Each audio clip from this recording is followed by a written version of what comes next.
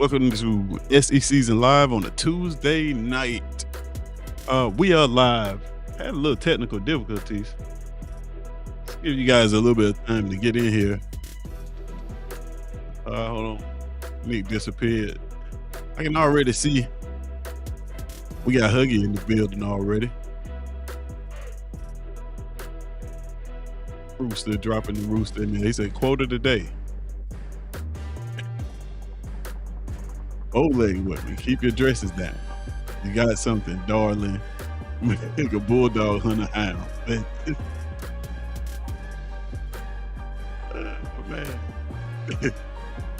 Huggy with the quote of the day, man.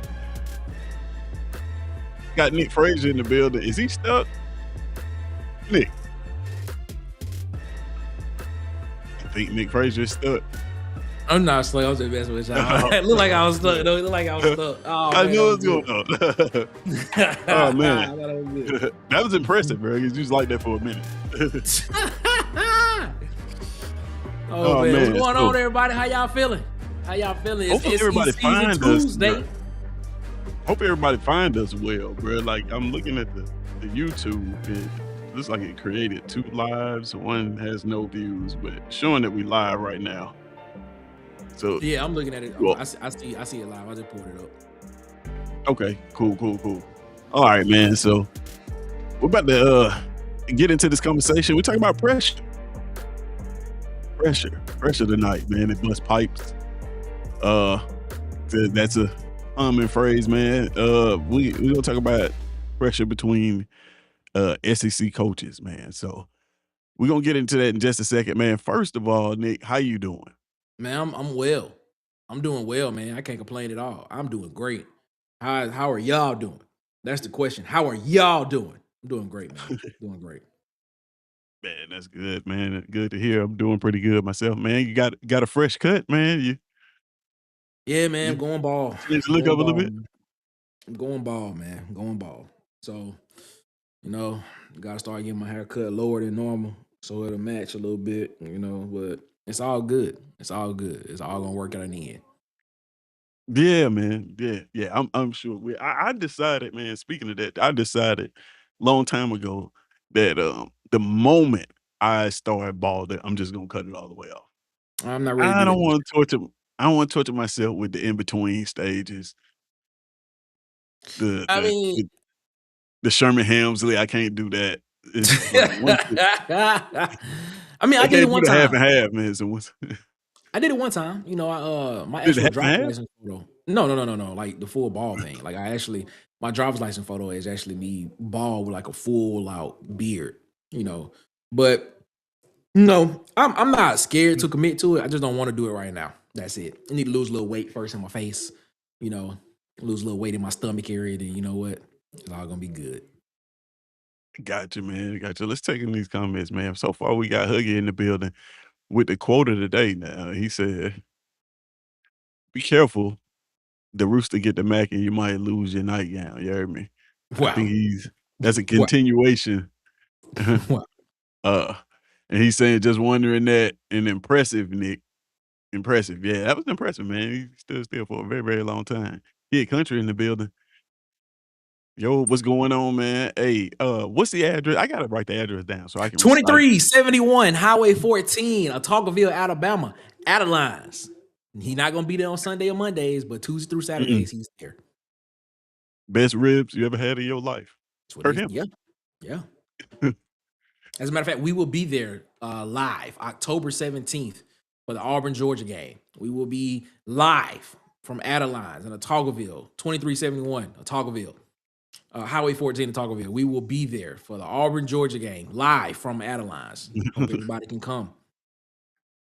Yeah, get the ribs. Get the ribs. Yeah, sure. Yes. Mike McKinney checking in, War Damn Eagle back at you. And he said, it was said, hold on to that hair as long as possible. Man, listen, I feel you. I feel you. But it's just I don't know if I'm built for the in between 50-50, drop top with the windows up. I can't do that. Oh, man. Yeah. So you have to use fruits and berries, man, like Prince Akeem to get you. The fruits, nothing but fruits and berries. That's it, man. That's all. That's it. Alright, man, so let's go ahead and get into the getting to one. First of all, before we do all of that, let's rewind, back just a tad, man. I wanna rewind back just a tad because last Tuesday, we had this ranking show, and we ranked quarterbacks, and if you missed it, you wanna go ahead and catch that on rewatch, here's the list. These are the quarterbacks that we ranked. Well, you guys ranked actually in the Keyboard Collective. You guys came up with these rankings, and these are the quarterbacks that you ranked in order going into the season. So go ahead and check out that episode if you missed it, uh, go check it out. And if you don't agree with this list, um, you gotta vote, right? Right? Right? You Mhm, can't disagree with mhm. something you didn't vote for. So if you didn't vote, you have no room to disagree. So go check out that. Let's see what else we have. Lunch breaks, right? This was Thursday, this past Thursday's episode of Lunch Breaks called Liar Liar. We had a great conversation about whether it benefits coaches to lie about where their program is in the SEC. It was a great conversation about that. So go check that out. If you're one of those fans or one of those teams that coach gets on the podium and he tells lies about your program, you may want to check that episode out, man. It was a fun conversation, fun conversation. All right.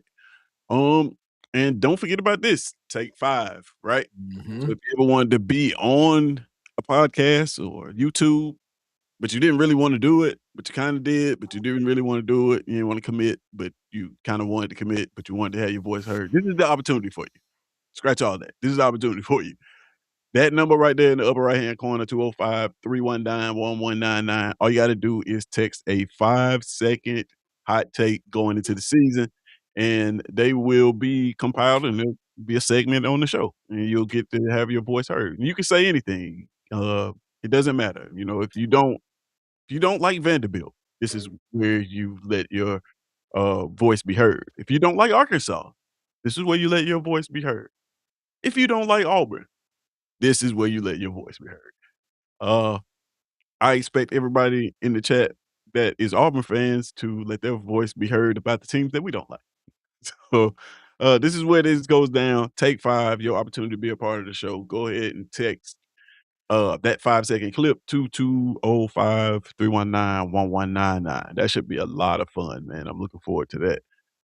And lastly, we have SECZN hoodies. They're available in the chat. Right there in that pinned comment, you guys asked for these, and now they're available. The Mhm. gold is are sold separate, but you can grab one and become part of the cool kids, right? Um, so go ahead and grab one of these, man. These are available in the chat right now. Uh, Produced and sold by ICR Designs, which is my wife.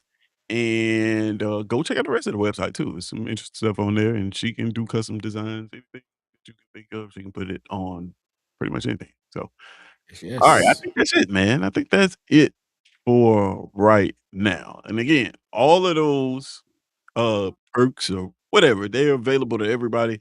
But in order to participate in all of this, you gotta be part of the Keyboard Collective, Nick. That's a requirement. And in order Very to true. become part of the Keyboard Collective, all you gotta do is hit the subscribe button. Really simple application. It's just one question. It That's says, it. "Subscribe, yes and no." If you can check yes, then you're part of the Keyboard Collective. If you check no, of course, then you need to hit that subscribe button on the channel, become part of the Keyboard Collective. That way you can vote in the shows, and have your voice heard. And luckily for you guys, they're always accepting memberships.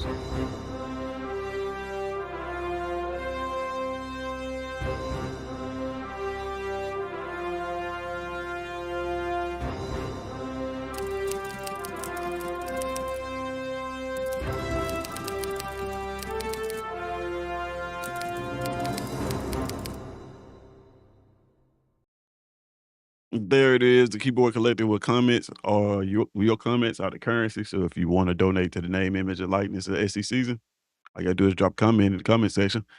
Real simple. All right, Nick. So let's get into our conversation here real quick. Before we of course rank these coaches, which is the part that everybody's here for. Let's see. Let's get this web source on the board real quick. Let's see if this comes up. And of course, it's not. Um, just give me 2 seconds. Get this set up, man. I thought this part was actually working, but it's not. So let's see. Mhm. All right, there we are. Sorry about that, you guys. That little delay, but here we are. This is our first question, Nick. We want to ask real simple question. Your opinion. We're talking about pressure. Now, we're not just talking about the pressure of winning and losing. We're talking about overall pressure that coaches feel in this conference with the SEC, of course. Um, when does the real pressure start? When does real pressure start for you? Is it a year one thing? Is it a year two thing? Is it immediately? Or is it, well, I don't have year three on here as an option. But year three, some people say year three is the year where it's the magic year. By year three, we hear that a lot. Year three, Mhm. everything should be fixed. It should be done. So, Mhm. all right, you put immediately. I Yep. think the pressure starts immediately. I'm gonna vote for immediately to as well. While I'm doing that, man, tell me why you think it's the pressure starts immediately. I don't think I'm not even just the SEC, but around college football. You know, pressure is immediate because of the fact that now you can buy rosters. You can buy rosters, as Mm, and I think the pressure is even more immediate for those teams that everybody considers to be like the top of the top, cream of the crop teams across the country, even across just across the country, across the SEC, ACC, whatever conference. You know, I think that pressure is immediately for the simple fact because you can now buy rosters, and now you have the mm, opportunity to not. There is nothing you can't do, excuse me, where you can't go out and go get what you feel like you need to make a roster better. There's no question about now we have to develop this person. Well, guess what? There's somebody in the portal that's already developed and played enough football that you can go out, and if you pay them enough money, more than likely they will come to your school and play. So I think mm, pressure starts immediately now because of the simple fact because of the fact that you can buy rosters. Players can now be bought for a year to come play at your school. That's just how I feel. But also the fact of the matter, it should be felt immediately because of the amount of money that coaches are being paid as well too. You know, mm. that pressure should be felt then as well. And then of course you're gonna get it from the fan base because the fans, if there is a coaching change for a coach at a school, more than likely 9 times out of 10, the previous coach was fired and it was a bad season. And it probably hasn't Right. been great for 2 or 3 years. And so now the pressure is also from the fan base because the fan base is tired of losing and they want to see results on the field. So the pressure comes around it's a 360-degree view of pressure, of what it is. So, yeah, I mean, that's the reason why I feel like it's an immediate type thing instead of where, 10 years ago, 15 years ago, 20 years ago, you can hire a guy and then you'll be like, okay, this guy has to go in and he has to get his guys in place, and he has to Right, right, right. he has to recruit through high school. And then it takes time for you to know stack classes and be able to get guys ready to where you have a rolling system going of now we got guys refilling the pipeline every 2 years. We got guys that are ready to step up and play because the guys that was in here for 2 years, they've been the ones holding the banner per se, and the guys behind them have been getting ready to be the guys to hold the banner. And now we just keep the system going. Man, no, not anymore, man. Not anymore. College football and the transfer portal has changed this. And now if there is a deficiency that you had last year at a particular position, 9 times out of 10, no, excuse me, 10 times out of 10, there is somebody in the portal that you can go out and pay enough money for to come to your school and make it happen. The problem is, I think the pressure when you say immediately, the pressure now is on coaches to be able to evaluate and identify talent that's going to be able to fit what they want to do. That's the question. Mm. Not able to just go out and just pick guys just because they have 5 stars or 4 stars by their name, or because they was this highly rated guy coming out of high school. Now you actually have to sit down and actually evaluate guys and figure out how can this fit into what we're trying to do in college football, as well as add a little bit of development to make it better, to give us an opportunity to compete opportunity to compete in the playoffs, or or complete for a conference championship. That's where it is when you say it. That's where the real pressure is, in my opinion. But nah, easily it's immediately. It's a easily immediately. Yeah. Yeah, I mean, I agree with you. Like, honestly, man, a lot of this is actually what I spoke about in that article. Um, Mm-hmm. if you guys didn't check that out, it's on watercoolertalksports.com. Yes. I need to put a graph. I need to get you guys. I need to get a graphic up for that. Watercoolertalksports.com. Uh, article I wrote. It is along the lines of this actually. What you're saying, NIL, transfer portal, those things. Um, make expectations so great because you can now e essentially flip a roster in a year, right? Mm-hmm. You can it's no longer have to build the championship program. You can just Exactly. put together a championship roster that's possible now. But I think it's immediately for a lot of other reasons too. Um, some type of pressure and expectations come with just you thinking about it. Think about it. Year one of Kellen DeBoer's tenure, the pressure is immense. Uh, you're following Nick Saban. Um, even Will Stein following the winningest coach in Kentucky history, right? Mm-hmm. Like Mm-hmm. some of those things are just provide more pressure. Each individual situation is different. But I think because of that, the pressure at each school is immediately, especially in Indiana won the championship. It's like we're not Mm-hmm. the schools aren't looking at they football team no more and accepting like, "Oh, this is the ceiling for us." Like, no, no. We can with the right backing, with the right, like you said, funding, NIL, the pieces in the transfer portal, I can guarantee you 90% of the schools, not even in this conference, in this country, when it comes to FBS schools, are looking at their football team and saying, "If we get that right, we can be a playoff team." Yep. Like, Yep. um, so yeah, I think it's immediately as well, man. You guys already voted for immediately. Again, this is interactive.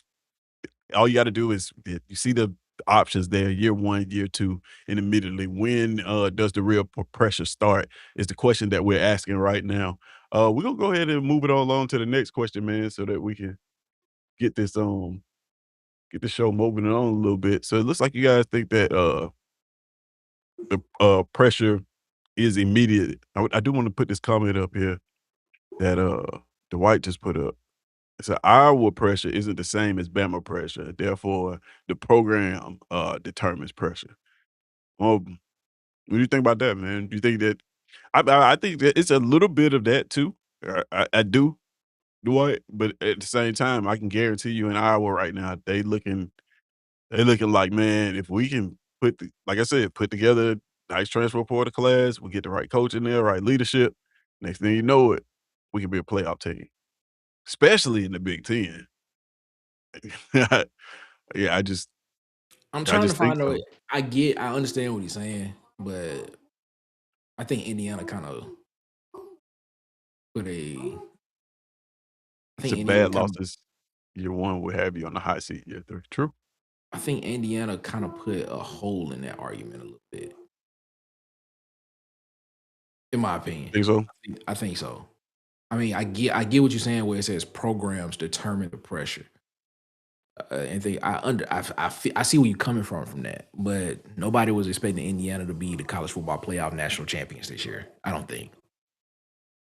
You know, so Mm, was it pressure that they that's I get it, but I think it's a little bit more nuanced than that. I think.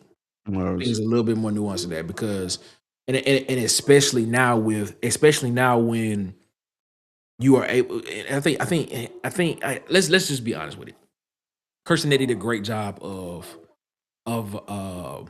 being able to identify talent that fits what he wants to do. I'm not saying all coaches can do that. That's the reason why I say where the real pressure is for coaches is for them to be able to identify guys in the Yeah. portal who are overlooked. But I think Well, Nettie did it. I don't think there are a lot of head coaches that can do that, consistently. no, not at all. You know what I'm saying? So, um, but I understand I understand what Dwight's saying though. I get it. But Yeah. It's different at different schools, and like I said, the weight of well, I put it to you like this: if you were to take NIL away, just scratch NIL, yeah, transfer portal, take it away, the weight of Alabama's pressure is going to yeah, dwarf. Like it's going to make the Iowa pressure look like very very minuscule. yeah, But in the light of NIL and all those things that we have going on now, it kind of evens the playing field, right?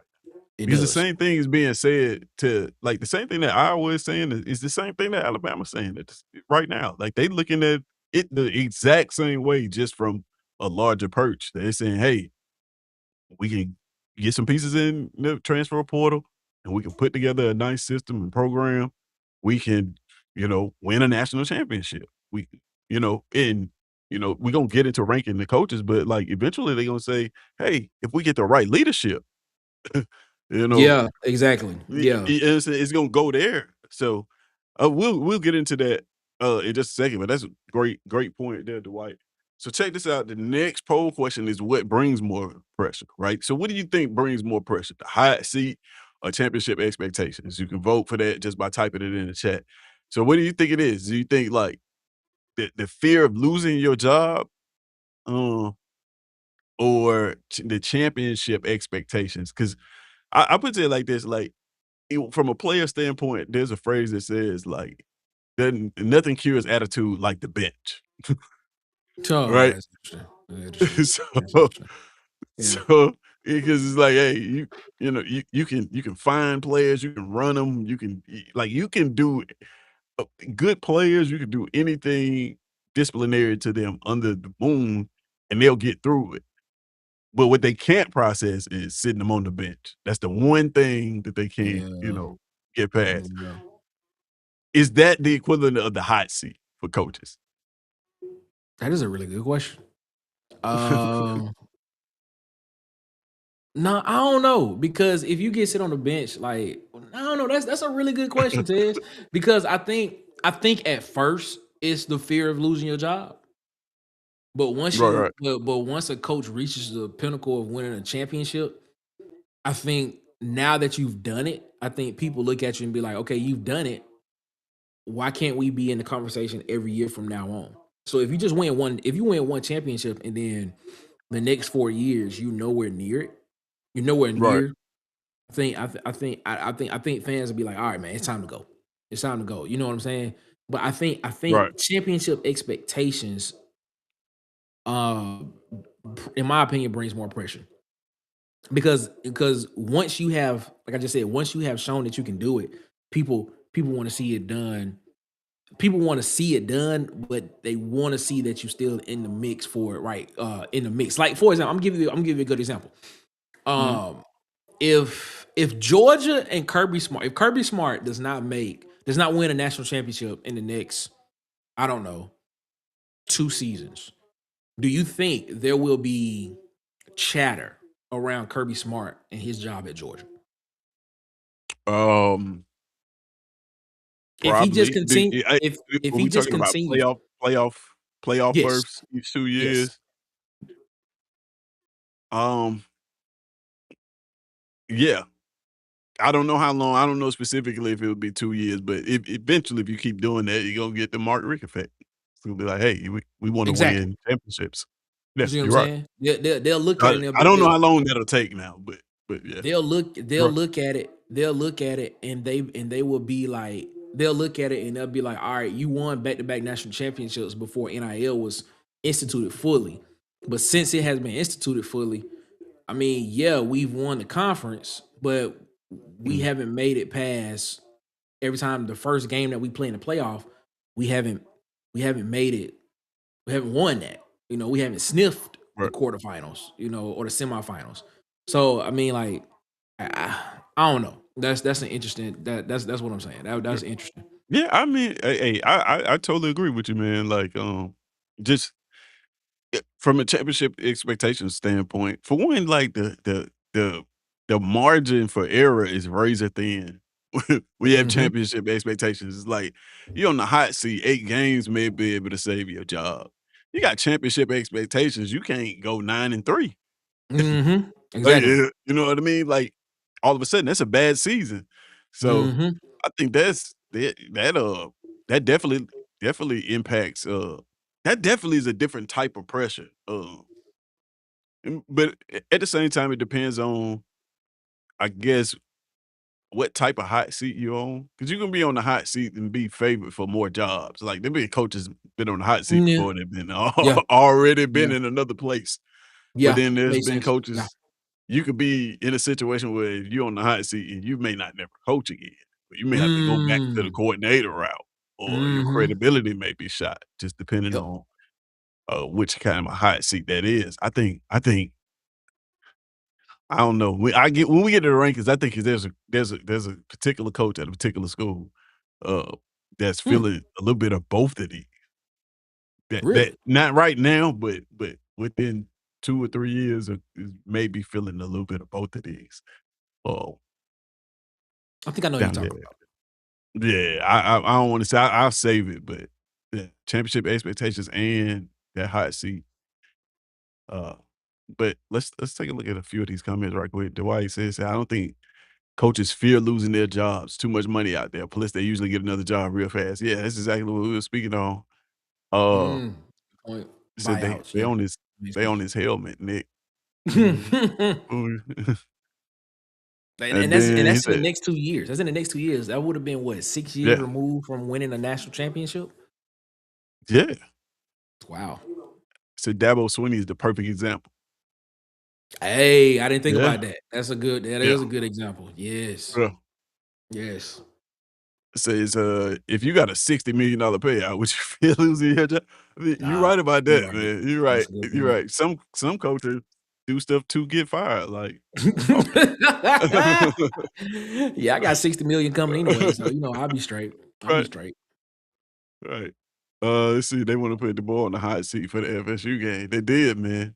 They did. They had them. Listen, there's a lot of people had them up out of here.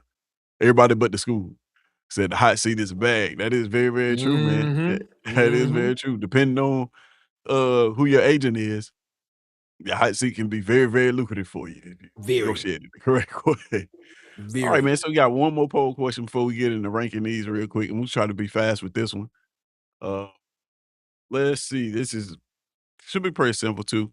Hold on. Let me reset the. I don't know why it already put results up there. Let me reset these results right quick. Boom. All right. So this one's simple. Does the transfer portal and NIL provide more pressure? I think Nick. He didn't know that I was gonna put this up here, but he spoke to this. Um, Yeah. Already, at the very beginning of the show. We kinda been alluding to it as well. Um, so do you guys think that in the chat you can vote? You can vote. Do you think the transfer portal NIL provide more pressure just by putting more? Or if you think it's less, you just comment less. Or if you think it's about the same, you don't think the pressure has changed much with the uh, NIL and transfer portal. If you think it's about the same, go ahead and put same in the chat so you guys can vote on that. I'm gonna vote, man. I think it's more. Nick, you already kind of told us why. I hate to ask you to repeat it, but repeat it again in a different in a different voice. Oh, this is hilarious. This is hilarious. Yeah, nah, I think it's more because of the fact that now Did I you're able type about same? Oh, yeah. I think it's more pressure now because of the fact that you don't get the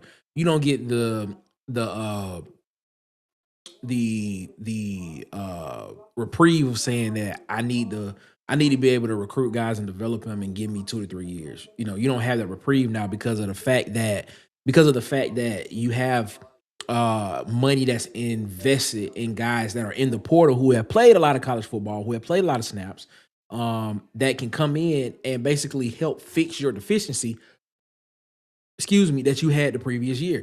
But like I said, I think the pressure is not really on finding the guys because there are guys out there.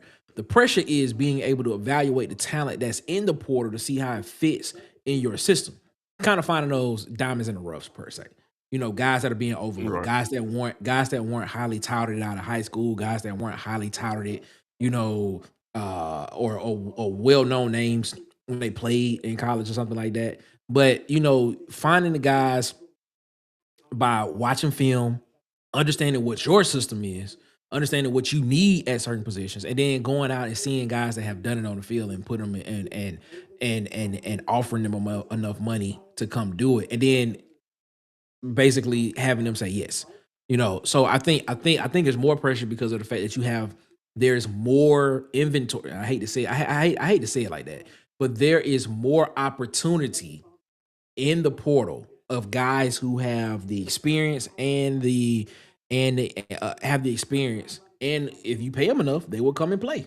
But the pressure is on the coaches and the coaching staff and the recruiting staff and the and the and the and the and the analysis and of those guys of trying to figure out what guys fit best. You know, that's what it's about. So that's why I think the pressure is at.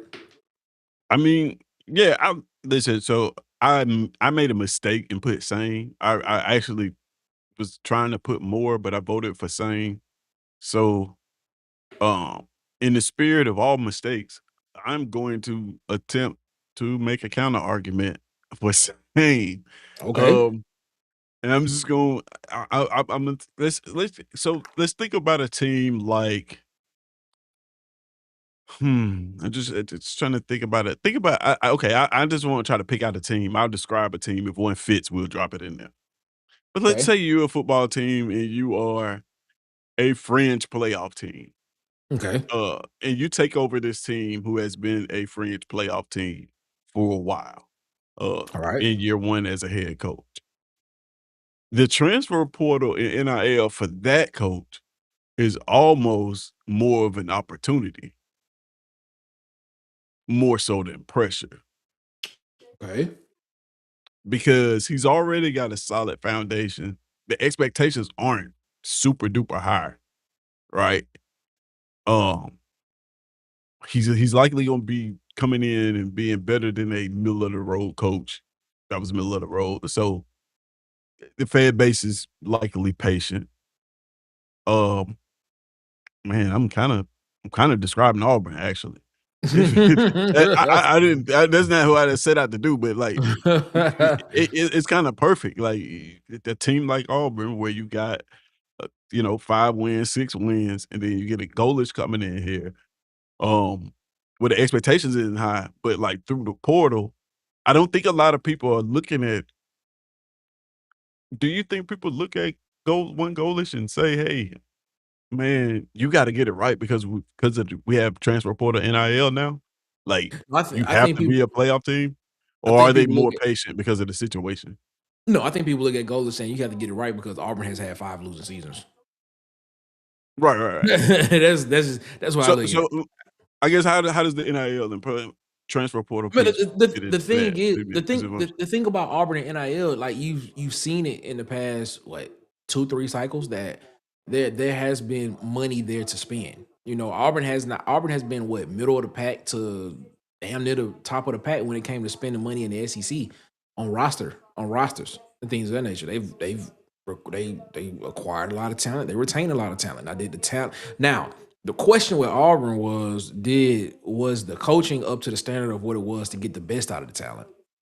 That's the question. Mm. You know, did it Right, develop right. the talent right? You know, that's what it is. But to acquire it, I don't think there's been a problem with Auburn doing that.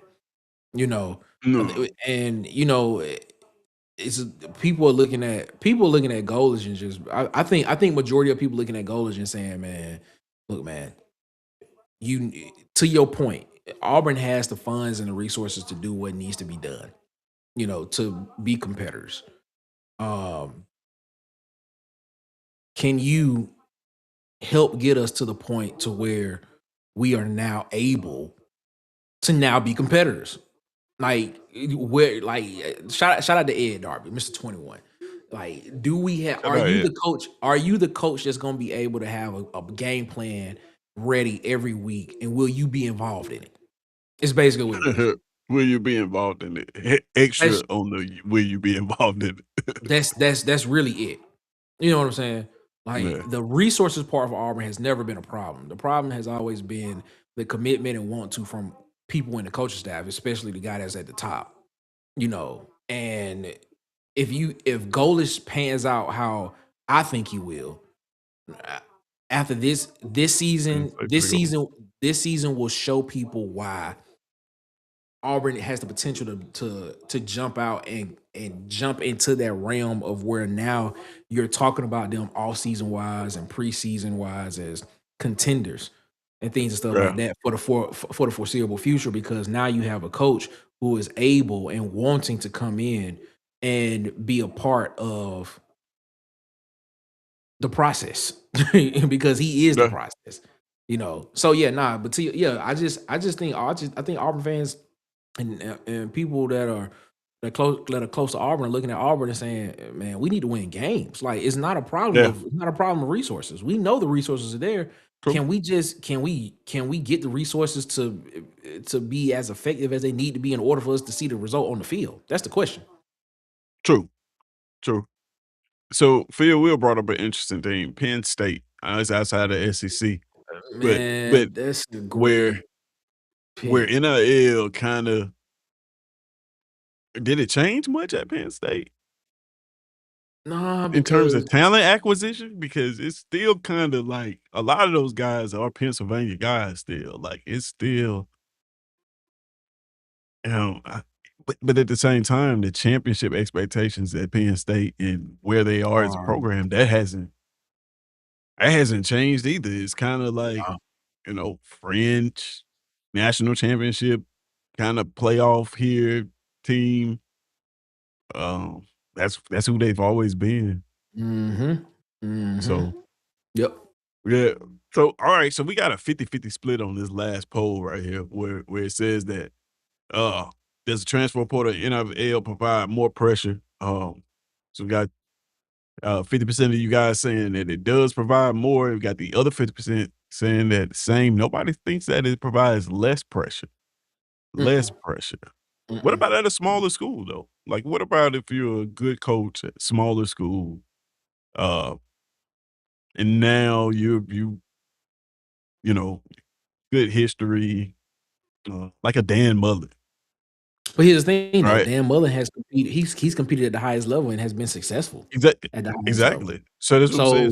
So So right about now at UNLV, transfer portal is less pressure. It's like, man, I get to get the players I want. I mean, yeah, I If I get were it, but here and if I were here at UNLV with no transfer portal, I think the pressure would be greater than what I have right now. I Well, I get can it. That actually makes go out sense. there. That made sense. But I think the fact that they still want to win games because now you have a Dan Mullen who's a name, you know, Yeah. a well-known name in college football. UNLV is probably looking at like, all right, you Dan Mullen. What can you do to get us some guys here that can help us compete for, you know, championships So, in our all conference? right. You know, He said, "All right, do some damn Mullen stuff." exactly. You know what I'm saying? Like you. I mean, like for example, I give you another example. Like, uh, Billy Napier is not a head coach at James Madison. I don't think Right, there's less. I don't think there's less expectations on on Billy Napier at James Madison because of what Kirk Signetti has done, what the previous coach did, who's not a coach at UCLA, has done to keep the program maintained to what it is. So I don't think there's less pressure on him to win. And the fact that right. JMU made the playoffs last year, oh, he has to find a way to do that. Yeah, yeah, Yeah, for sure. You gotta win. got to. Alright, guys. So, yeah, that's a great conversation about it, man. I saw how you guys voted, asked you some poll questions to get your opinions on some things, as we get into the rankings. So we can kinda get an idea how these rankings are gonna go. So, you guys hold tight 1 second as we real quick before we get into the rankings, let's just rewind again, go back through just a little bit of our housekeeping. I want to make sure you're tuning in to lunch breaks. The next episode is going to be Thursday. This is the thumbnail from the previous episode. It's called Liar Liar. We had a great conversation about um coaches lying about where their football program is. It's very, very fun. So go ahead and check that out. Also, want to make sure you guys are checking out Take Five. Take that number down, write it down, take a note of it. All you got to do for this, Take Five is a new segment that we debuting on SECZN here soon. All you got to do is submit a 5-second video to the number there, 205 319-1199. And we will feature it in the segment. Only the hottest takes will be considered, and the hottest takes will actually make up the intro for uh lunch breaks on Tuesday. So check that out, man. If you want to be a part of the show, but you didn't really want to be a part of the show, but you got something to say, this is an opportunity for you to do that. And next we're going to go over to the pinned comment section in the comments and click that link and grab your official SECs hoodie. You guys asked for these, we provided them. Uh, I have to always say that the gold chains are sold separately because you're not gonna go get a gold chain in your pack. All right, guys, it's just gonna be a great hoodie. But grab one of these so you can become part of the cool kids produced and sold by ICR Designs. Go over there to the website, check it out. Uh, those are super, super duper cool. All right. I think that is it for that. All right, Nick, we're gonna go get onto the record stage here. So this will be very, very interesting. All right. There we have it. All right. You guys know how we do this around this Mm, time. We are ranking coaches, top 5 coaches under the most pressure. okay, Top okay. 5 coaches under the most pressure. Hold on 1 second. I just feel what I said. Hey, where my gold chain at? No gold chain, Phil. Will. No gold. Mike McKinney saying he got his trophy. Yep. Yeah. That's what's Shout up. out to That's you, what's Mike. up. Shout out to you. All right, man. So this is it, man. The coaches under the most pressure, right? And now we're not just talking about wins and losses and hot seats, right? We talking about pressure this year. This season is a pressure-filled season for these Mhm. coaches uh, that we finna be talking about right here. Um, so how do I want to do this? Let's go ahead and get over to the coaches. Real quick, show you guys how we gonna vote. Of course, when we get ready to vote, these are the votes. You just type the last name of the coach you want to vote for. You got to hashtag it for that vote to register, and then it'll register live on the screen. Somebody already voted for Josh Heupel. We hadn't even started yet. 2 votes for Lane Kiffin. Wow. 1 vote for DeBoer. Uh, so I'm just gonna leave that up there. If y'all just want to vote for him already, Imma uh, go and put mine in. I'm going to put mine in. yeah. So uh, we were gonna do something different, but since you guys are voting, let's go ahead and get into it, man. The coach under let's go back to the rank stage so you guys see what we're doing. We're voting for number 1. Who's under the most pressure? The single most pressure this season. Um, the single most pressure this season in the SEC is whom? You can vote by typing the last name of the person you want to vote for in the chat. And it will register here on the screen. Let's get back over here and take a look and see how this is adding up, man. This should be a lot of fun. Um, Lots of votes for one Steve Sarkisian Yes. Yes. is what I'm seeing. Lots of Yes. votes for so he's under a lot of pressure, Nick. Tell us a little bit. Did you vote for Sarkisian? Yeah, I voted Sarkeesian. I hashtag Sarkeesian, Okay. man. He's the one that's under the most That's it. pressure, in my opinion. Okay. Um, I think so as well. A part of that comes from the roster, right? Uh, Mhm.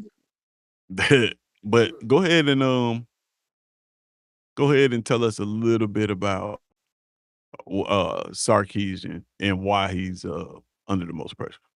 So Sarkisian came into the conference and made it to the made it to the SEC championship his first year in the conference. And as with Texas in the conference the first year, he made it to the SEC championship and had an opportunity to win the game.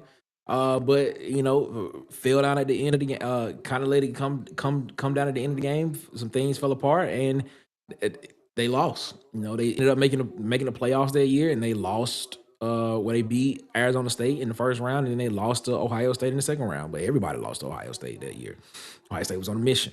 When you look at what Steve like when then we look at last season, the Arch Manning hype, having Ryan Wingo on that team, having one of the, you know, most productive defenses returning in the conference, and things and stuff of that nature.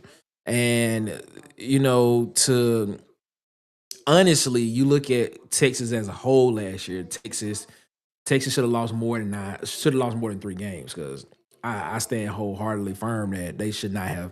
Mississippi State lost that game. I can't. Mississippi State lost that game. They were up 21 points against them and let them come back and win.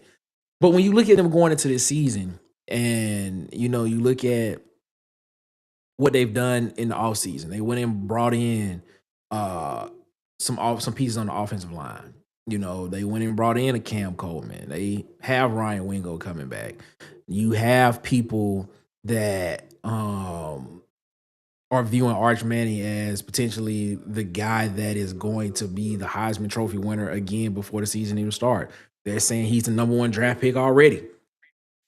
I don't know what they're watching, but okay. But I mean, the pressure for him to actually go out and win and not just be competitive, but win the national championship. Like I think he has the most pressure to win the national championship this year because of one, the amount of money that has been that has been infused into that roster and Mhm. the expectations around your quarterback that everybody has about him. Like we have to sit here and look at it and say that Arch did not play well, for majority of the season last year. And so now people want to see exactly what's the next step that he takes in order to see him, be the quarterback that a lot of people think he is. So Sarkisian has a lot.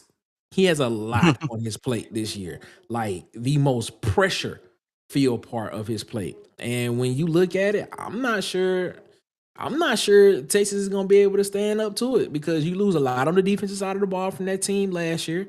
A lot of production on that defensive side is gone from last year. So you're going to have a lot of new guys coming in starting.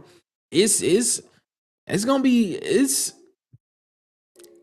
I'm not saying it can't be done, but it's going to be difficult. In my opinion, it's going to be very, very difficult to see exactly what he does this year in Austin with the Texas Longhorns. So I got him number 1 on my list with the most pressure. Not just to compete, but he got to win. He got to win national championship this year. Yeah, I got him number 1 too. Uh, I don't know if he had to win the national championship, but he He gotta got to get win. pretty doggone close. He got to win He national gotta get championship. pretty close, man. Uh, it you look at he's been largely unproductive, right? He's been largely unproductive in the SEC. He hasn't done anything in the SEC to warrant the I guess what he gets, the hype that he gets, right? Yep. Yep. Yep. Yep. So he's got to prove it there, right? That's why he's got to get as close to a national championship as possible.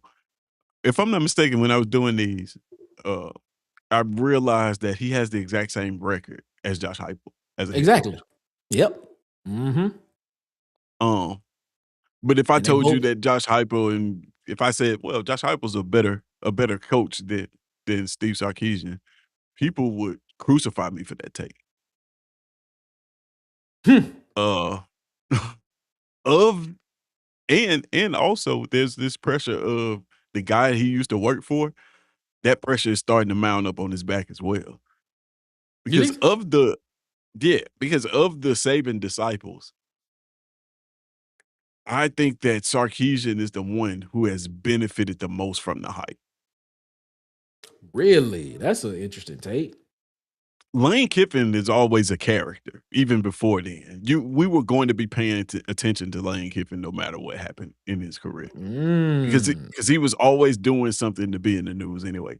There's That's no interesting. reason why we put outside of unless you want to say the NFL stand with the Falcons, but outside of that, why do we put so much Why stock we into put Steve so much time Sarkisian? I get what you're saying. I get what you're saying because before that, it wasn't like USC was doing well underneath. I get what you're saying. You get what I'm That makes saying? sense. Yeah, that makes sense. That makes sense. So I don't know that's just my opinion about it, but yeah, I think a lot of people. Let's take a look at real quick and see what the voting is going down to. It look like it's tied 4-4. Or maybe it's got an update. But I saw some people saying, let's see, it's going up the spelling test. Did I misspell something? It says AD, check your spelling. Did I misspell something, Nick? I'm Yeah, not y'all sure. tell me what I misspelled, man. Hey, spelling is not my strong suit. Um, it's not what I excelled at in school. I was I can count very well, but the spelling is. So y'all let me know if I spell something incorrectly. Uh, but right now it's got the board and Sarkeesian tied for most pressure. Um, you think we need another vote or It's gonna probably be the same thing, uh, you know. yeah? It said So DeBoer number one. He had 7 votes. Did the I boy got spell 7? DeBoer wrong? I see the boy with 4. No, I don't think you spelled it wrong. I think whoever voted for the boy probably spelled it wrong. Mm, yeah, you got to hash. I see 392J voted. You got to hashtag before. Yeah. You got a hashtag before his name for it to register on there. Um, yeah, I was trying to see which spelling. No, it's all Said spelled right. I'm DeBoer. just it's probably somebody in the chat that spelled it wrong and it didn't It register. says DeBoer should have 7. Let's go back and count real quick. 1, 2, 3. So that's 4. Maybe it should. I'm not sure. I wasn't keeping up with it, to be honest. Everybody's saying DeBoer has 7 votes. Okay. Okay. Well, all If right. that's the Well, case, man, that's the case. DeBoer has 7 votes. I don't know why it's not refreshing. me neither. It's definitely 'Cause definitely more than that many people voted. So it is. Let's go to the app settings and see. Yeah. So all right. Let's talk about him then. Talk about the board, man. If we're gonna, so let's just go ahead and do this then, Nick. For save us some time with this whole thing. We're gonna go ahead and let's get over to the ranking stage real quick. Since the board came in with 7, uh, if we can get back here. Yeah. Since the board came in with 7, we'll put him at number 1. Mhm. And go ahead. Since we already, Sarkeesian's up there, we're gonna put him at number 2. Yeah. That's All right. cool. So so that's cool with you guys. All right. So uh I kind of thought that the boy would win this. Actually, I thought that he would be number 1, um, or number 2, somewhere in the top 3 for sure. Mhm. Um, Mhm. so we talk about the pressure that he's under. When we talk about one Kellen DeBoer, I championship expectations, right? Yeah. This is he's going into the dreaded year 3, right? Year 3, you got to have everything figured out. You got your guys, right? That's always a common one. He's got to get his guys in there. We heard it at Auburn. We've heard it at Alabama now. Uh, so year 3, he's got his guys. And now he knows kind of where the floor is, right? Uh, he kind of knows like 3 games, I'm gonna be in trouble. 4 games, I might. I might have to when I'm talking about games, I'm talking about in terms of losses.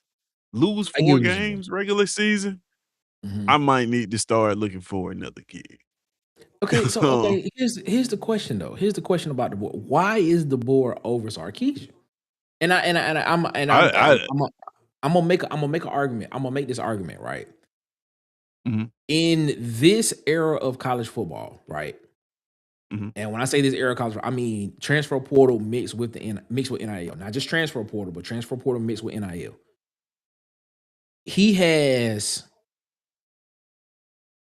made a bowl game, even though he lost a bowl game because they lost to Michigan. That was the year they lost to Michigan on the first day of the year and the last day of the year, which was 2025.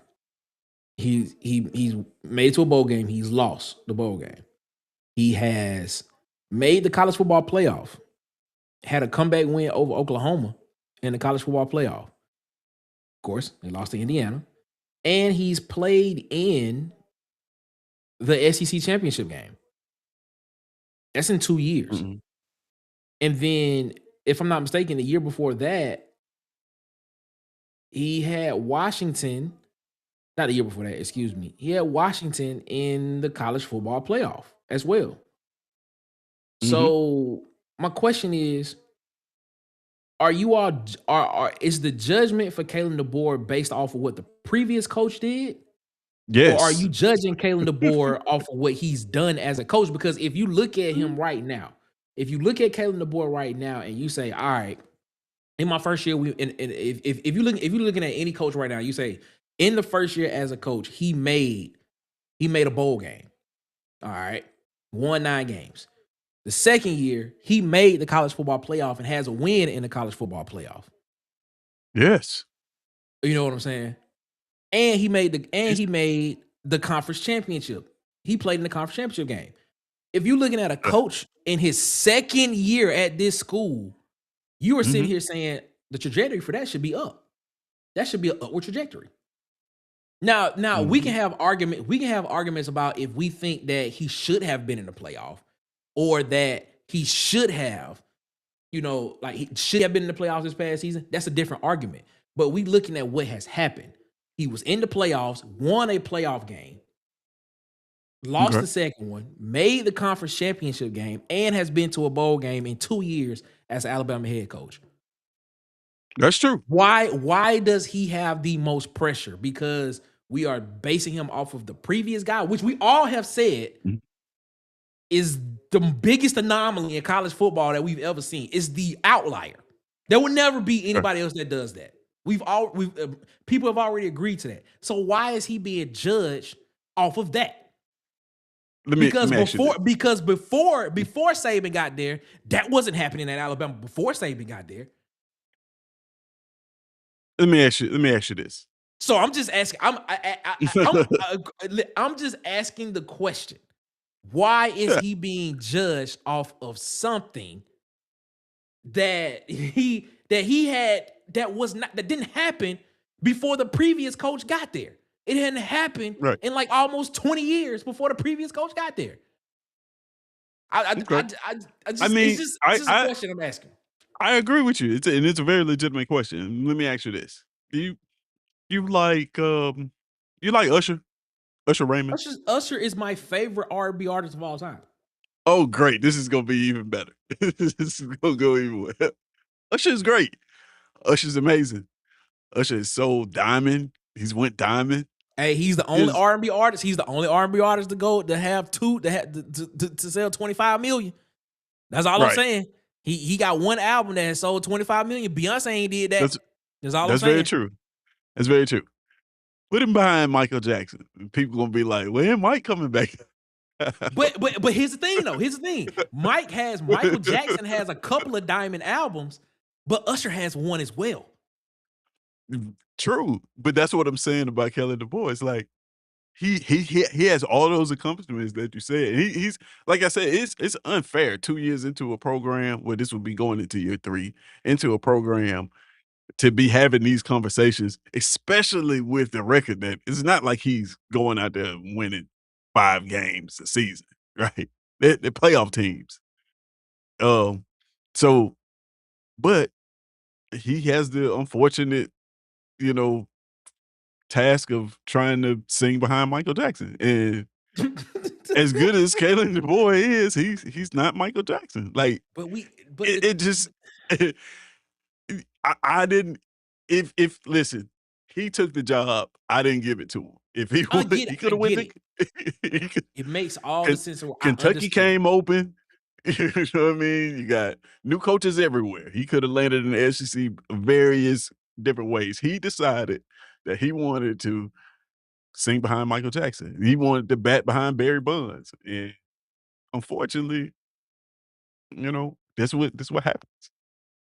I get it. But everybody in media talk space, college football understands that Nick Saban had an advantage, and that this is not the same. This is not the same college football that Nick Saban was operating in as well. It is not. That's very true. That is very And true. for him to be able to go to a bowl game, then the next season make it to the conference championship, and then win a college football playoff game. I'm just saying, like, why is there pressure? You know, Hey, man, pressure comes with the logo sometimes. I'm not saying he doesn't deserve the pressure, but number one, I okay, Yeah, I'd probably like, if it were me making this list by myself, Sarkeesian would probably be my number 1.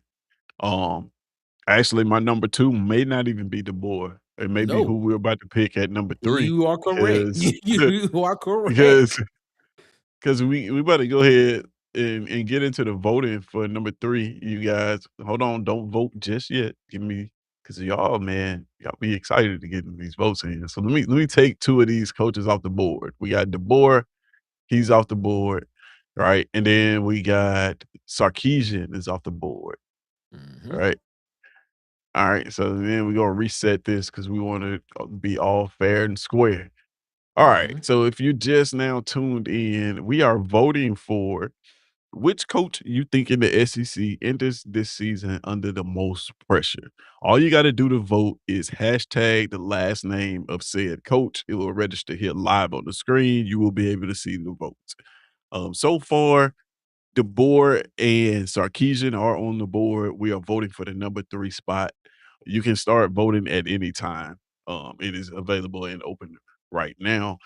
Um, this one is interesting, because this is I'm gonna vote for the person that I had at number 2, actually. And that's Lane Kiffin. Lane Kiffin. This got to be the easiest one. It has to be Lane Kiffin. Has It's to Lane be Lane Kiffin. Kiffin. I think it's self-explanatory why it's Lane Kiffin. Just Yeah. gonna be honest with you. Comment they came out and said that, it's well, I'm voting for Kiffin. I don't know who you guys are gonna vote for. Beamer is got 2 votes. Now, Shane Beamer, he's on my list. I'll put it to you like that. He's on my list too, because I think that pressure's Mhm. kinda crazy, but it looks like Kiffin is overwhelmingly, uh, gonna take it. Um, but this I listen, I can make a serious argument that he should be number 1. Oh, easy. Yes. And Yes. I don't mean number 2, Yes. I mean the number 1 coach entering to 2026 with pressure. I think I could make it a legitimate argument that that should be Lane Kiffin. Agree. And Yeah. I feel like making that argument. So um Okay. Lane Kiffin, ask yourself this, what has he won? Oh, man, this is Of good. course he's won nothing at LSU. Now I give you that. Granted, now and he's had some success at the FCS level, but as we for some reason, when we talk about Lane Kiffin, that whole "did he do it in the SEC" does not apply to him. My point Right, exactly. That's like right, it's you pick and choose. We pick and choose with who we want to pick and choose with when we talk when that right. argument comes up. I don't So get it. you see it there, 11-1 last season. That was his coaching tenure there at Ole Miss. Left late in the season. Some people say he walked out. Some people say he was forced out. Uh, no matter how you slice it, he didn't coach the entire season at Ole Miss.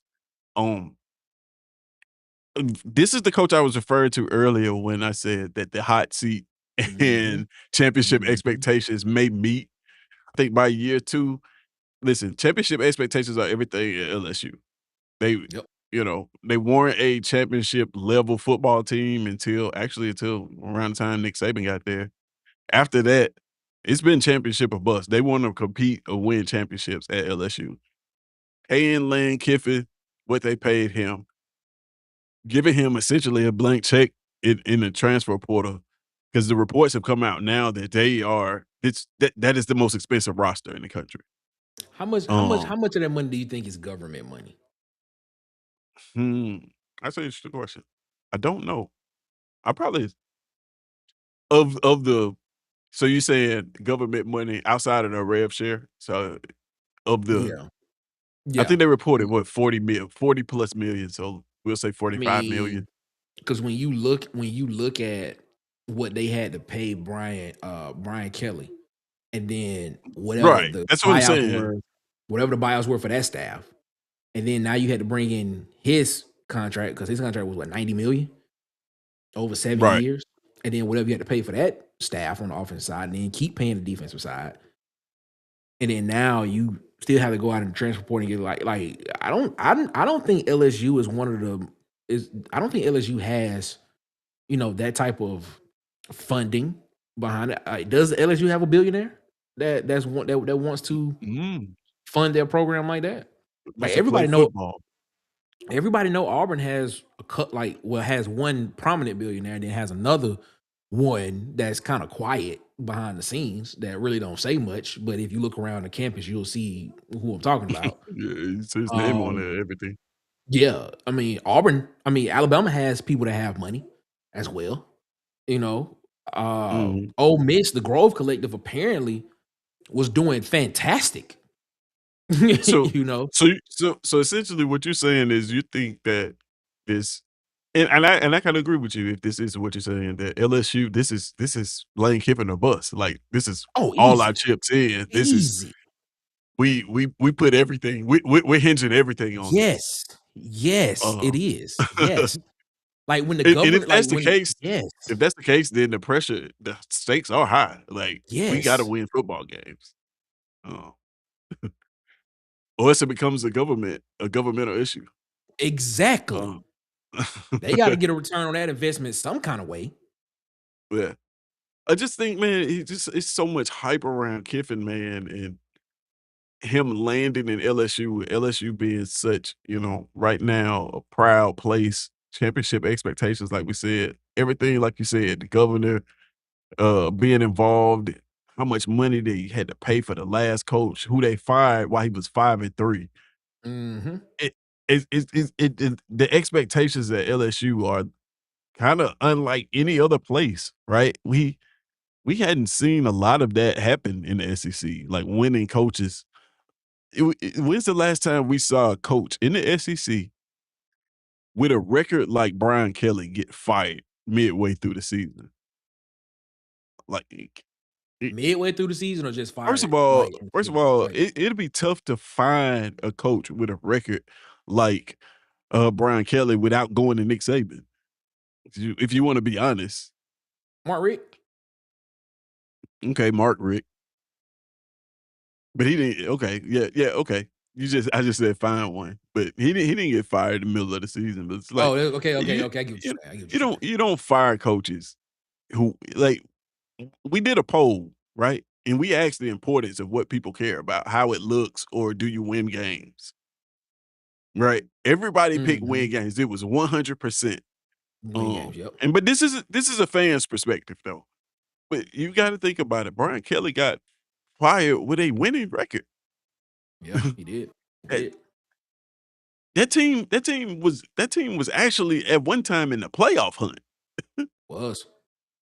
So, like, man, it's if you're at a school like that, you come in as Lane Kiffin and bring everything that Lane Kiffin brings, and they've invested the money, went out and put the roster together. You have spent more money on this roster than any other school in the country, per Pete Nakos report that came out earlier today. Bro, expectations are through the roof for you. Mhm. That Mhm. 11-1 right there that you put up at Ole Miss may not be good enough Wow. in this stock. Wow. You understand what I'm saying? Wow. If one of Wow. because guess what? That means that one was the game that you needed to go if well, it won't be one if you 11-1, you'll make the playoffs. But like you that one game does not need to be the last game of your season. Could that one game be the difference of them but if could that one game be the difference in them being a number 1 or number 2 seed and then having to host a game at home in the playoffs? Yeah. Yeah, Mm. for sure it could. For sure it could, man. And mess around and let that one game be Ole Miss. Watch Oh, what that's a happens. good one. That would be hilarious if it were. That would be funny. That Right, would the be funny. pressure that this that I think that is under Lane Kiffin is immense, man. I think it is. Like I said, for me, I could put him at number one, man. But uh I also see the path for DeBoer and Keyshawn, more so Sarkisian than DeBoer, but Kiffin for sure, man. Yeah, and I don't think a lot of people are talking about that, the kind of pressure that he's up under, man. I don't know, man. What you think about that? Did I say anything wrong? No, everything you said was correct, man. I still think Lane Kiffin made the wrong decision by leaving Ole Miss, in my opinion. I think he should have stayed at Ole Miss. I mean, don't get it twisted. I think Ole Miss won in spite of him in the playoff as well. I do believe that, but nah, I mean, the structure that you had set up at Ole Miss, you know, you win a national championship at Ole Miss, you are you are the greatest coach of all time. They will build a statue for you. Oh yeah, You go to LSU and you win a national championship. You are just one of many. You are one of true. many that have done it. Unless you do it multiple times, and you consistently, have that success, of doing that. Um, but man, in this era of college football, it's hard to, kind of have that sustained success across, multiple seasons, of having, teams that are committed and bought into doing that all the time. So I don't know that's a tough one, man. Nah, you didn't say anything wrong. You didn't say anything wrong there, but yeah, he is definitely underneath the most. There's an argument that he could be underneath the most pressure of any coach. Yeah, I agree. Yeah, I think so, man. I think you can make that argument. Be splitting hairs with a few of them, but man, like the only reason is because it's just they're not gonna fire him after year one. So They're that's not. why yeah, that's why that pressure, unless he does something that we not even, how Lane Kiffin do. But that's why I think he falls to like maybe a number 3 on this list. But we revisit this next year, man. And it doesn't go well at LSU. I can Hmm. guarantee you he'll be number 1 on this list. He will be. That is true. That is true. All right, guys. So we are halfway through this thing, and we got the number 4 spot coming up. This one should get a little interesting, man. Some of these coaches, I think, feeling pressure for different reasons. Hold on one second. I gotta take this question. Tells you think they're firing if he can't get a natty by year 2, then I think he's on the hot seat. I think he's on the hot seat. All The right, quickest but hot seat in history. yeah, for sure. So, now coming in at number 4, you guys Hmm. know the drill. Hashtag the coach that you think is under the 4th most pressure in the conference right now. We've already got DeBoer, we got Sarkisian, we got Lane Kiffin, and number 4, who do we think is the 4th coach under the most pressure in the conference? You all gotta do is hashtag the last name, and it will be registered there on the screen. I'm going to vote for. I'm just gonna be transparent and tell you guys I'm voting for one. Shane Beamer. That's who I'm Mm. voting for. Um, Let's see here. Let's get over here so we can see how the votes are tallying up as they come in. Again, if you can't vote, it's because you're not part of the keyboard collective. Um, and to become part of the keyboard collective, all you got to do is subscribe to the channel. So go ahead and hit that subscribe button. That way you can get your vote on. Uh, so like I said, I voted for one Shane Beamer. Looks like a lot of people voted for Beamer too. Some for Venables coming in. Um, Nick, you voted for Venables? I did. Okay. Okay. I did. Awesome. Awesome. Tell us about that one, man. Tell us about Venables and the I think pressure that he is facing. let's not act like Oklahoma has not been a prominent brand in college football. You know, they basically ran the Big 12 with back to back to back to however many Big 12 championships they had before, the move to, the SEC. Venables has been very well has done very very well when it comes to defense. Like his defenses have always been top tier. Problem has been the offensive side of the ball. He had Jeff Lebby there. Jeff Lebby did well, but Jeff Lebby got the opportunity to be a head coach, and he did. He took it. Didn't have a really good season 1 year with the head coach. This past season, you had the quarterback offensive coordinator combo of Ben Arbuckle and John Mateer. John Mateer was not healthy all year long, and you still made the playoffs. So now, what is this? His fifth season there. I think this is coming up to be his sixth season there, coming up or something of that nature. Um, no, excuse me. This will be his fifth season there, if I'm not mistaken. No, Yeah. will this be his fifth season? No, his third season. No, what season would this be for Venables? I Venables think got this is hired in what? He got hired in 2022, 2023. I think it's his third season there, man. Third I season, so may he got have hired that in I may 23. have that I may have that wrong. I'm I make mistakes sometimes, but I think it is true as it yeah, it's third season. Okay, so he was hired. Okay, No, this is actually his fourth season. He died in okay, 2022. that's what it is. It's the second season. I was trying to figure out why I had second up there. It's the second season in the SEC. Got it. Got it. So this is he was hired. So his first full season was the 2022 season. So Right, right, right. this would be his fourth season coming up. So I was off by 1 year. So this would be his fourth season coming up, not his fifth. So Yeah. when you look at that and you see exactly what the brand of Oklahoma is, like, let's not act like Oklahoma doesn't have, resources as well and are willing to go out and get guys that want to come in and compete. And the fact that they sniffed. Now I'm not say sniffed. They actually got into the college football playoff. And they actually had a lead against Alabama in that game, and then they came back. Alabama came back and won that game. Momentum shift.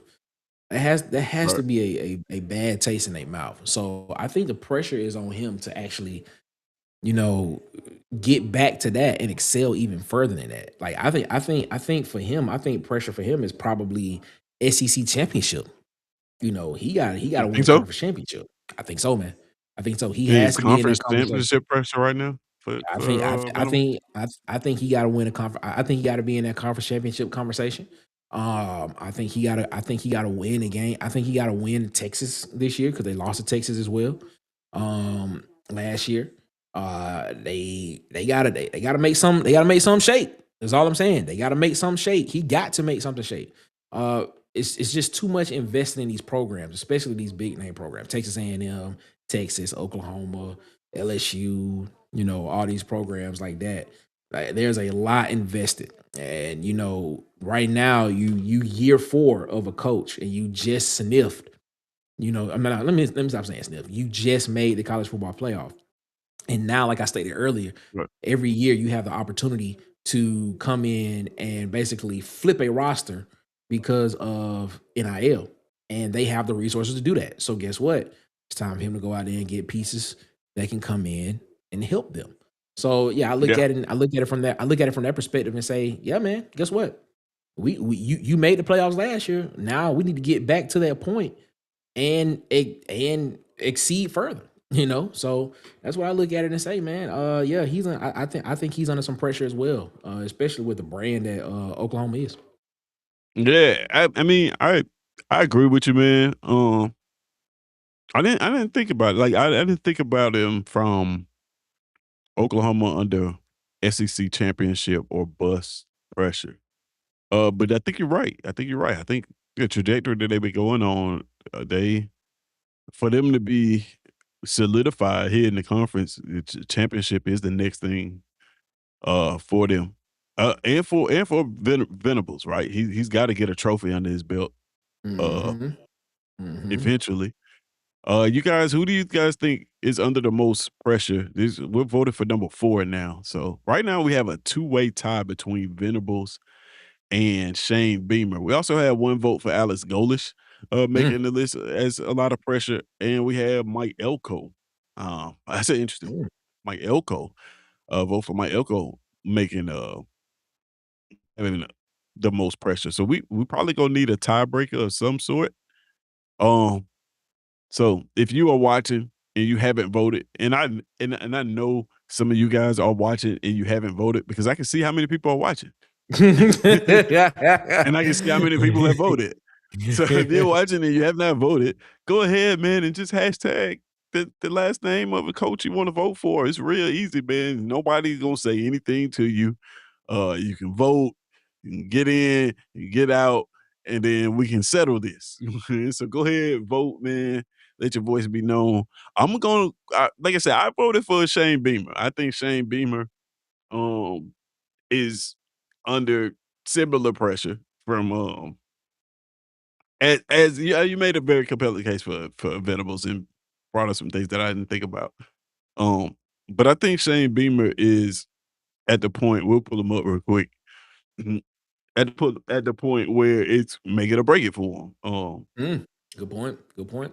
This would be going into year 6 for him at South Mhm. Carolina. Um, Outside of last year, been really mediocre.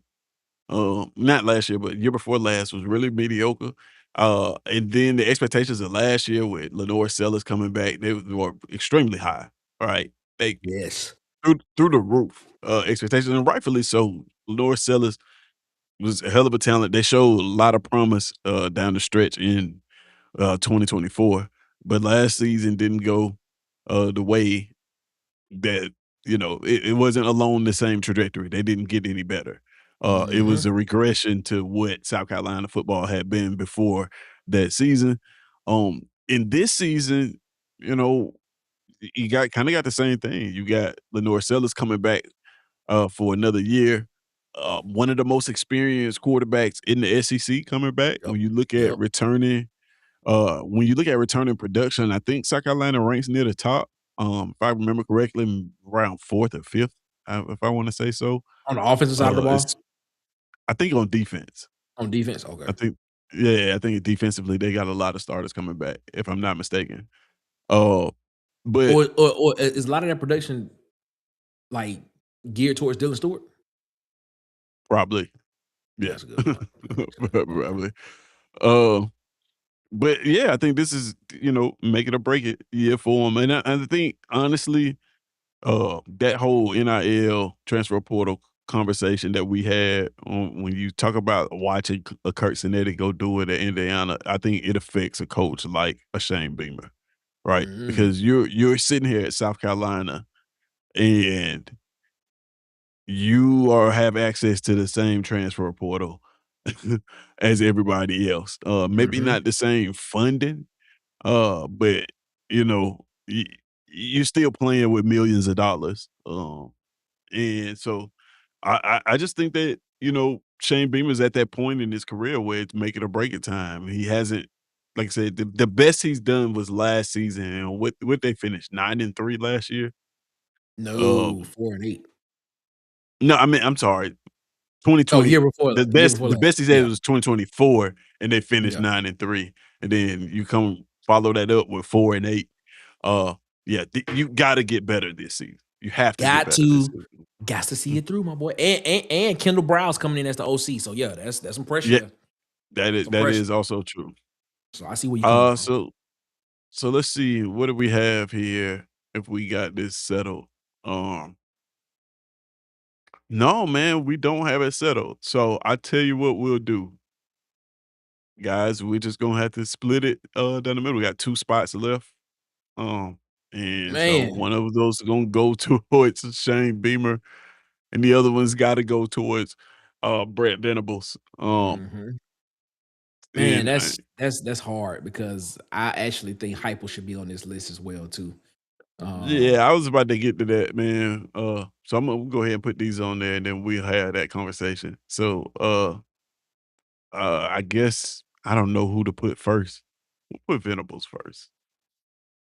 We'll put Venables first, and then in the 5th spot, we'll put Shane Beamer. Uh, alright. So let's get back over to the ranking stage and just take a look at what we got here. Alright, so there we have it. Kalen DeBoer, Steve Sarkisian, Lane Kiffin, Brett Venables, and Shane Beamer have been voted on by you and the Keyboard Collective uh, as the coaches who are up under the most pressure going into the season. Now, as we always do about this time, kind of what Nick alluded to, which one of these coaches, man? Let's talk about some pressure. We got, as you can see now, if you didn't make the top 5, you're in the cool zone. yeah, yeah. All right. Because the top 5 is obviously warmer because of the seats are hot. Never mind. But uh which one of these coaches, man, you see on there that you're thinking like, man, the pressure under this guy, is getting overlooked for sure. I look at 2 guys in particular. 2 guys in particular. I look Okay. at Josh Heupel and I look at Kirby Smart. And it's the reason why I have Josh Heupel on there is because Josh Heupel, um, Josh Heupel, was in the college football playoff a couple of years ago, and then this past season, kind of had an underwhelming season. And I think I'm not sure if that was to be expected by some people. Um, Mm, But now that Joey Aguilar will not apparently, as of right now, not be the quarterback. He was the injunction was there, then the injunction was not there, and so now he's not going to be quarterback this year. So who knows? It could come in the next couple of months where we see Joey Aguilar back at Tennessee. But as of right now, he's not going to be there. A week ago, he was. I put it like that. But I mean, the pressure of like you mentioned that him and Sarkeesian, if I'm not mistaken, had the same record or something of that yeah, it's very, of that very similar. I or think very a Sarkisian very won similar like record. 3 more games, maybe. Something similar. And why is his name not, being mentioned as a consistent person that needs to be in the same, caliber as, the guys that are considered to be at the top of the conference? Why is that not? I mean, he's at one of the biggest brands in college football. Tennessee is not a like people know Tennessee, like that's a brand, you have to win games there too. So I think he's under pressure. And then Yeah, the thing of Kirby Smart, like I said earlier with Kirby Smart, man, you won those back-to-back national championships when the transfer portal was prevalent. Well, when it just popped off, to be completely honest with you. And NIL wasn't really a thing. There wasn't really the NIL part of that at that particular time. It was still kind of fresh, like really, really fresh. But since then, you did not make the playoffs one season, even though you should have been you should have been in the playoffs, but you lost to Alabama in the SEC championship game. The next season, you make the playoff, you lose to the team that plays for the national championship, so you don't make it past the quarterfinal round. You lose to Notre Dame, and then this past season, you lose in the quarterfinal round again. So the question is, all right, Kirby, we know you can win games in the regular season. We've seen you make adjustments there, but it's not translating, my guy. It's not translating. And you lost to the team that lost their head coach to a rival team, to another team in the conference. So basically, that mm, same team played just as well just as well against you in the first game. Now, people will sit here and argue with me with this about that because Ole Miss had to come back and score in that game. But guess what? When that happened, the defense still stepped up and made some plays in that game to not allow Georgia to come back and win that game. In my opinion, I mean, because I believe it was only like a 11-point lead that Georgia had in that game, and if I'm not mistaken, there was a turnover or something that should have been reviewed, and if they would have reviewed it, it wouldn't have been a turnover or something to that nature. Something like if they would have reviewed it correctly, but it didn't happen. But yeah, there's pressure. I mean, you want back to back national championships. You know, they haven't sniffed one, and if he doesn't, and I got asked a question at the beginning of the show, if he does not win a national championship in the next 2 seasons, what will be the noise around Kirby Smart? What will it be? Yeah. Yeah, I mean, hey, like you said, the question was asked earlier, uh, what brings more pressure, right? Uh, 100% of the people, no, I'm looking at it. I think it was 73. I can pull it back up. Matter of fact, let's just do that. Uh, so the point that you're making about Kirby, I just want to throw this up for people to see where people voted specifically. Uh, Earlier today, 83% of you voted that championship expectations bring more pressure than the hot seat. Um, and who in the conference has more championship expectations than Kirby Smart? Mhm. Is like He's the only you only coach in the conference to win a national championship and an SEC championship. yeah, yeah, yeah, for sure. So yeah, that comes with a level of expectations that I none of these other coaches have. Right? It's Mhm. almost like it deserves a list on its own. That's probably why it didn't make the top 5. It's almost like that's a different category. Because when it comes to, championship expectations, he's the only one that's won the conference, so it's kinda Kirby and then everybody else. Um, but yeah, that is gotta be, to go into each season with that, it's gotta be heavy, man. But that's why you see them preach the discipline the way that they do. Um, Mhm. and run the program the way that they do. It says, Yep. Mike McKinney saying Gunner lost him that game. Yeah. Mhm. Yeah. So the coach that I say, I got 2 coaches too, that are under a lot of, uh, expectations that didn't really make this list. The first one I'm gonna put up is, Eli Drinkwitz. I think Eli Drinkwitz is a modern day, um, Mark Richt. 6 years in Oh, man. Missouri. Last season was 8-5. This has kinda been the norm for him. Every now and then you get those 10-win games. Florida's kinda 8-5. How long before Missouri wants to be a playoff team? How Mhm. long do you think when we talking to patience, we talking patience and we talk about how important year 3 is and how long these, coaches are giving how long these schools are giving coaches. Now that they have to pay kids, now that they have to invest in rosters, now that they have to actually spend their actually spend their dollars, how long does Missouri wanna be 8-5? How much Mm. longer does that one exist? Do they feel like they can compete at a higher level with a different person at the helm? I think all of those are questions that Eli Drinkers is gonna have to answer in the near future, possibly next year. Mhm.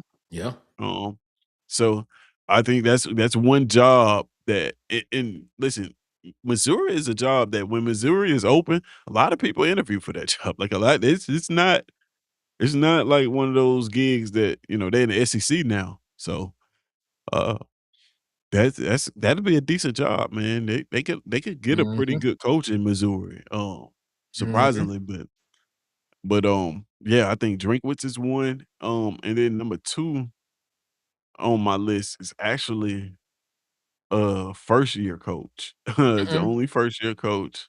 And I'm gonna go with one John Summerall, man. Uh Mm. I think John Summerall is under a lot of pressure because uh like we said, for the past 3, 4 years, John Summerall has been the hottest name on the coaching list. He has not gotten that opportunity yet. Um he was the number one coach in this coaching portal search thing outside of Mhm. James Franklin.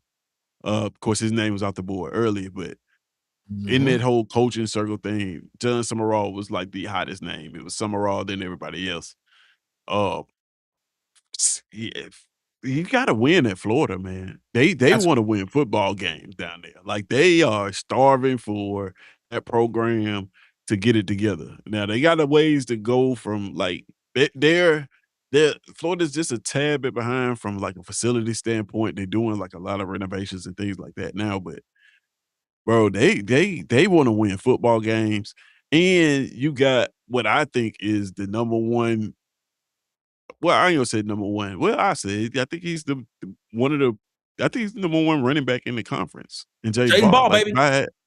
if I had to draft running backs out of this conference right now, it'd be tough for me not to pick Jaden Ball number 1. Over Kyron Um, Lacy? yeah, because I think if you put Jaden Ball in that system, you put Jaden Ball down there at Ole Miss, and whew, it's problems. Over Um, Ahmad Hardy? uh, again, I think the same. Well, I don't know if Jaden Ball can run that wide zone the entire game the way that Amar Hardy does, but man, it's still like, man, Jaden Ball is a physical specimen, bro. Um, but yeah, I just think, man, this is a name that people wherever he went, if he'd have landed at Auburn, if he'd have landed, no matter where he went in the SEC, the expectations from him was gonna be through the roof. But going to Mhm. Florida, the way it happened, it was Lane Kiffin's involved in this, and anytime Lane Kiffin's involved in something, the expectations are gonna be crazy, man. So those are my 2, man. Um, so you guys can drop in the chat, man. Which of these coaches that are now in the what we call in the cool zone possibly could be on the hot seat in the near future. Y'all can drop that in the chat.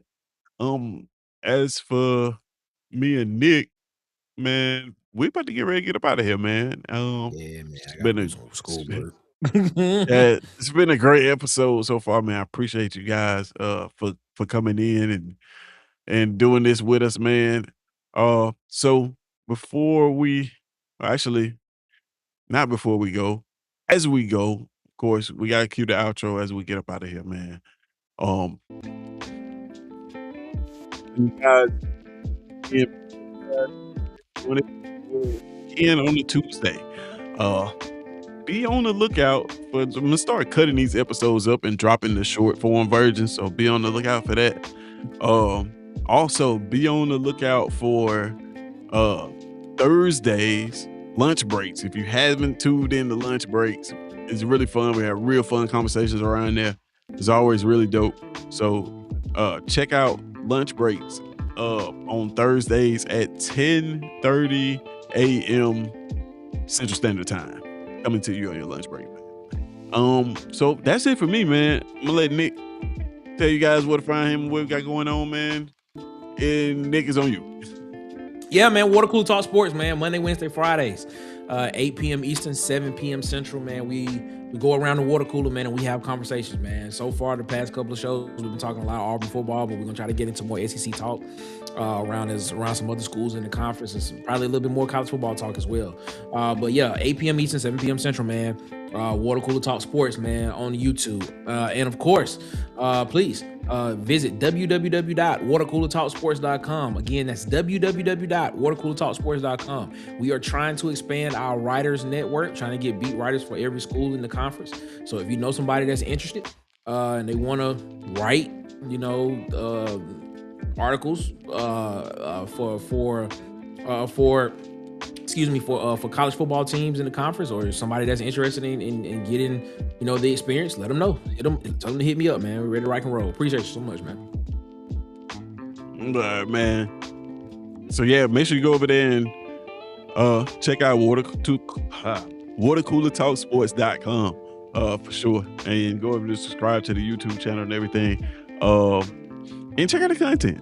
Check out all the content, man. And all the guys that we pod with, make sure you go out there and check out all their content. DC at Auburn Addicts, Tight Sports, Alabama Megacast. You got Sharp over at Sharpshooters Sports Talk.